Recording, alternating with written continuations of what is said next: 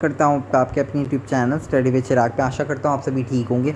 तो there is the demand of some hacks and trips कि भैया कुछ हम लोगों को हैक्स बताइए, कुछ टिप्स बताइए, कुछ ट्रिक्स बताइए कि हम लोग कैसे अपने एग्ज़ाम क्रैक करेंगे, और वो भी कौन सा एग्ज़ाम, अपना टर्म वन। अब भाई साहब ये टर्म वन क्या है? अब टर्म वन क्या है, सीबीएसई ने अपना नया रूल जारी किया कि अब 2 टर्म में एग्ज़ाम होंगे। एक होगा आपका टर्म वन, एक होगा आपका टर्म वन और एक होगा आपका टर्म टू। अब 2 टर्म में एग्ज़ाम होंगे आपके, 2 टर्म में बोर्ड्स होंगे। पहले क्या होता था, पहले 80 मार्क्स का एक सिंपल एग्ज़ाम होता था जिसमें 20 मार्क्स आपके एमसीक्यूज़ थे। ठीक है, 20 मार्क्स आपके एमसीक्यूज़ थे। चलो देखते हैं क्या है। तो देखो, अब सीबीएसई ने suddenly changes their pattern from subjective to objective. अब उन लोगों ने अपना अचानक से पैटर्न चेंज किया सब्जेक्टिव से ऑब्जेक्टिव में। ठीक है, अब सब्जेक्टिव से ऑब्जेक्टिव में चेंज कर दिया। ठीक है, जो भी किया किया। अब हम लोगों को अपना प्रिपरेशन कैसे करना है, क्योंकि जो पुराना वाला बैच था, 2020 वाला बैच था, उन लोगों की भी 80 मार्क्स, उन लोगों के एग्ज़ाम नहीं हुए लेकिन उन लोगों के भी 80 मार्क्स से एग्ज़ाम उठते थे। तो उनके पास भी एमसीक्यू के क्वेश्चन सिर्फ 20 रिलेटेड ही हैं बच्चा। तो 20 में क्या तुम्हारी प्रैक्टिस हो जाएगी? 20 में आपकी प्रैक्टिस नहीं होगी। So you need a lot of MCQs for practice.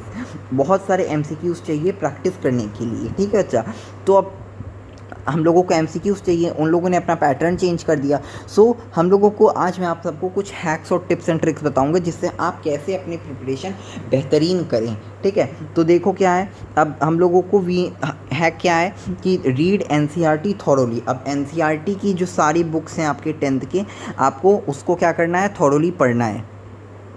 NCERT को थॉरोली पढ़ना है अच्छे से।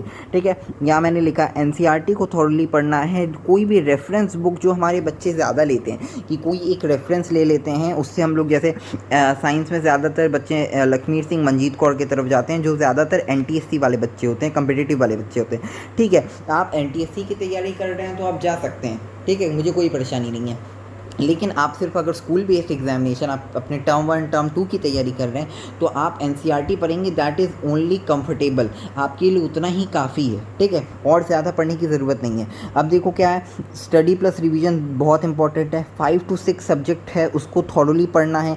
इंग्लिश, हिंदी, कंप्यूटर साइंस, जितने भी सारे सब्जेक्ट हैं तुम्हारे, ठीक है, जितने भी सब्जेक्ट हैं, ऑप्शनल है कोई भी, उन सब का रिवीजन करना होगा। ठीक है, अब रिवीजन बहुत इंपॉर्टेंट है। तुमने 5 चैप्टर पढ़ लिए लेकिन 5 में से तुम्हें सिर्फ 2 आता है, तो उन तीनों को तुम्हें रिवाइज करना होगा। ठीक है, पांचों के पांचों चैप्टर्स का रिवीजन होना बहुत इंपॉर्टेंट है। रीड एनसीईआरटी लाइन और अंडरस्टैंड करना है। एनसीईआरटी की एक एक लाइन को पढ़ना है और उसे अंडरस्टैंड करना है बच्चा। ठीक है, क्योंकि एनसीईआरटी की एक एक लाइन से ही क्वेश्चन आ जाएगा कि ये फार्मिंग कैसी है, वो फार्मिंग कैसी है, ये कौन सा एसिड है, ये कौन सा बेसिक है, इसमें कितना बेस है, इसमें कितना एसिड है। ठीक है, कुछ भी आ सकता है। नेक्स्ट क्या है कि बच्चा, नेक्स्ट है इंपॉर्टेंट डेट्स। अब भाई डेट्स कौन से, कब क्या हुआ, कब रोलेक्ट एक्ट हुआ, कब सिविल डिसोबीडियंस मूवमेंट हुआ, कब क्या हुआ, कब जनसंख्या आंदोलन हुआ, वटेवर जो भी है बच्चा, उसे आप लोगों को एक डायरी बनाओ भाई, एक डायरी बनाओ, उसमें सारे भी जितने डेट्स हैं उन्हें लिख डालो। ठीक है, हिस्ट्री के जितने भी डेट्स हैं वो सारे डेट्स को तुम लोग लिख डालो, बिकॉज वो बहुत इंपॉर्टेंट है।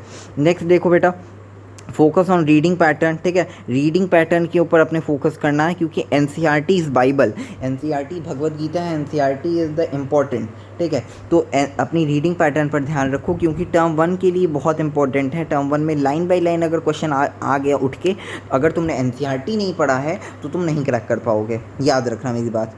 ठीक है, अब उसके बाद क्या है, इंपॉर्टेंट डेट्स, इवेंट्स, पीरियड बहुत इंपॉर्टेंट है, प्लस इंपॉर्टेंट पर्सन की किसने क्या किया था। जैसे हम लोग देखते हैं, अगर सिमोन कमीशन जो है, अब देखो बच्चा क्या बोला जाता है इंपॉर्टेंट डेट्स की। अब देखो रोलेक्ट सिमोन कमीशन था, तो ये सर जॉन सिमोन के अंदर आया था, ये सर जॉन सिमोन के अंदर, जॉन सिमोन के निर्देशन में आया था। तो ये एक इम्पॉर्टेंट पर्सन थे उस चीज़ के लिए।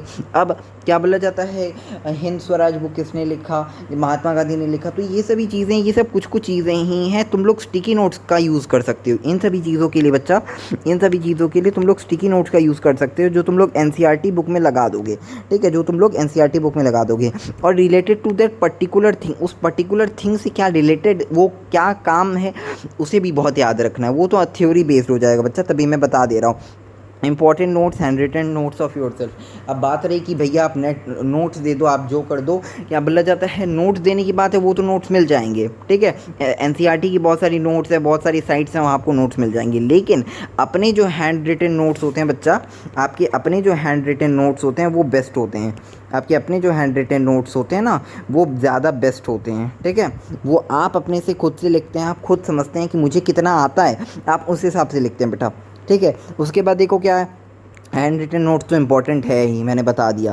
प्रीवियस ईयर क्वेश्चन, अब प्रीवियस ईयर क्वेश्चन देखो, अब बात रही, तुम लोग पूछोगे कि भैया क्या बोला जाता है, पिछले साल वाले भैया लोगों का तो एमसीक्यू पैटर्न नहीं था बच्चा। देखो उन लोगों का सिर्फ 20 मार्क्स का एमसीक्यू आता था, अब आप लोगों का 40 मार्क्स का एमसीक्यू आएगा, 40 मार्क्स का थ्योरी आएगा, ठीक है। तो दोनों की प्रैक्टिस आप लोगों को करनी पड़ेगी, ठीक है। अब देखो प्रीवियस ईयर क्वेश्चन हम लोगों को करना बहुत ज़रूरी है, एक क्वेश्चन बैंक करना बहुत ज़रूरी है, सैम्पल पेपर करना बहुत ज़रूरी है, ठीक है। इन सबको करना होगा, बिकॉज ये सीबीएसई एग्जामिनेशन के लिए टर्म 1 टर्म 2 के लिए बहुत इंपॉर्टेंट है। अब देखो तुम थ्योरी की तैयारी करोगे तो थ्योरी में भी तुम्हें लगभग सारे क्वेश्चंस की प्रैक्टिस ही करनी पड़ेगी, जो चैप्टर्स टर्म 2 के लिए हैं बेटा, ठीक है। जो चैप्टर्स तुम्हारे टर्म 2 के लिए हैं उनकी तैयारी अच्छे से करनी होगी, सारे क्वेश्चन करने होंगे।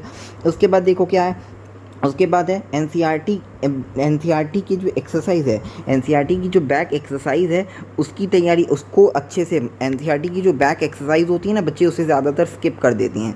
बैक एक्सरसाइज जो होती है उसे बच्चे ज़्यादातर स्किप कर देते हैं, जो कि बहुत इंपॉर्टेंट होती है, बिकॉज एनसीईआरटी सब कुछ है, ठीक है वो। और एनसीईआरटी में जो ब्लू बॉक्सेस आते हैं, थिंक, डिड यू नो, ये सब करके भी पढ़ना बहुत इंपॉर्टेंट है, क्योंकि उनमें से जैसे एक ब्लड प्रेशर को नापने वाला मीटर है, मैंने एक सैम्पल पेपर में देखा था सीबीएसई वाले, वो क्वेश्चन बहुत रिपीटेड था, वो 1 मार्क क्वेश्चन था, केस बेस्ड क्वेश्चन था कि ब्लड प्रेशर को कैसे हम लोग वो करेंगे। तो उसको ब्लड प्रेशर को नापने के लिए एक मशीन होता है, दैट इज़ नोन एज स्पिग्मोमैनोमीटर।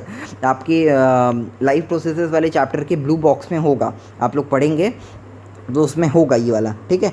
ये जो चीज़ है ये बहुत इंपॉर्टेंट है, बहुत ज़रूरी है कि आप लोग एनसीईआरटी का हर एक चीज़ पढ़ें, एनसीईआरटी को लाइन बाय लाइन एक्सप्लेनेशन करें। आशा करता हूँ मेरी ये जो वीडियोज़ हैं आपको हेल्पफुल होंगे, और ऐसी वीडियोज़ के लिए मेरे चैनल को लाइक, सब्सक्राइब, शेयर करना ना भूलें।